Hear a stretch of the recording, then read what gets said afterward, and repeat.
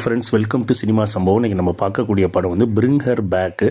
Amazon ப்ரைமில் ஓடிடியில் இந்த படம் அவைலபிலிட்டியாக இருக்குது. இது வந்து ஒரு ஆஸ்திரேலியன் மூவி. இந்த படத்தோட ஒன்லைன் என்னன்னா, தன்னோட அப்பாவை இழந்த ஒரு தங்கச்சி ஒரு அண்ணன் 2 பேர் இருக்காங்க.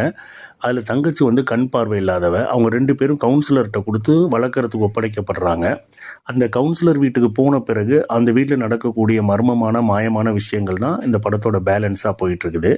ரொம்ப ஒரு நல்ல ஒரு ஹாரர் படம் பார்த்து திருப்தி இந்த படத்தை பார்க்கும்போது கிடைக்கிது.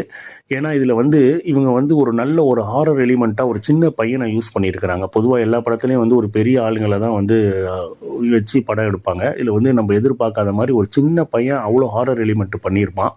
அவன் பண்ணக்கூடிய ஒவ்வொரு செயலுமே நமக்கு வந்து படத்தை ரொம்ப சுவாரஸ்யமாக கொண்டு போகுது.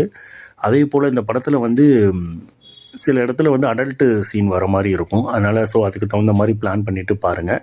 இது ஒரு ஆஸ்திரேலியன் மூவி. நல்ல கேமரா ஒர்க்கு, நல்ல மியூசிக்கு, அடுத்து என்னென்ன நடக்கும் அப்படின்ற மாதிரி ஒரு இன்ட்ரெஸ்டிங் ஃபேக்டரில் இந்த படம் போயிட்டுருக்கும்.